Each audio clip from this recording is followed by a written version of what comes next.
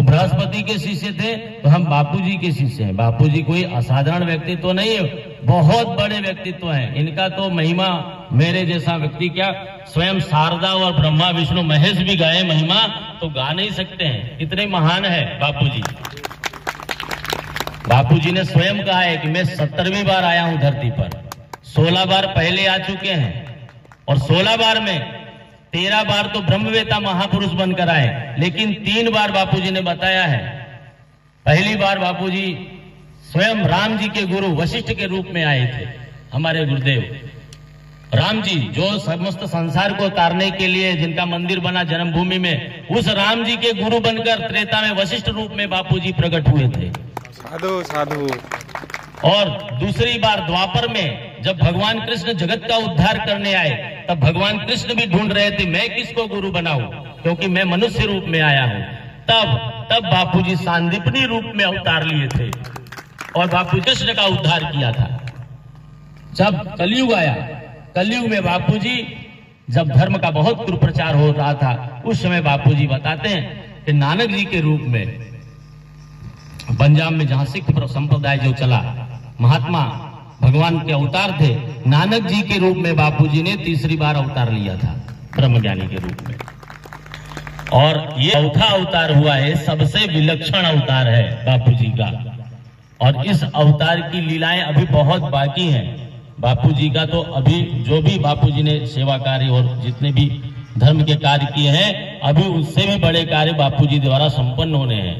अभी बापूजी का आयु बहुत है, बापूजी अभी शरीर छोड़ने वाले नहीं है। जो विधर्मी लोग सोच रहे हैं कि बापूजी जल्दी चले जाएंगे, तो बापूजी भी अभी अधर्मियों का और अधर्म का नाश करने वाले जितने भी चेतना है, सबका नाश करके धर्म की पुनः स्थापना करके ही धरती छोड़ेंगे।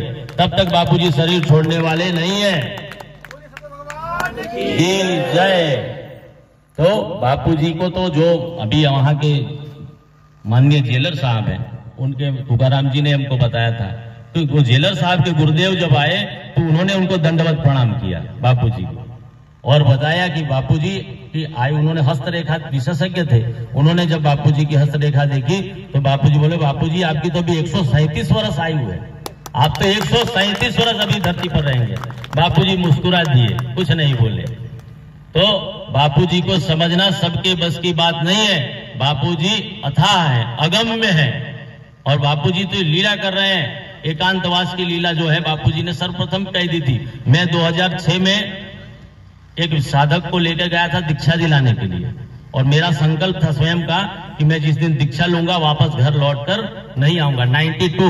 92 से जब जितना छोटा था तब से बापूजी के पास जाता हूं, लेकिन बापूजी के मन में संकल्प था कि जिस दिन दीक्षा लूंगा गुरुदेव वापस घर लौट के नहीं जाऊंगा, ईश्वर प्राप्ति करके ही रहूंगा।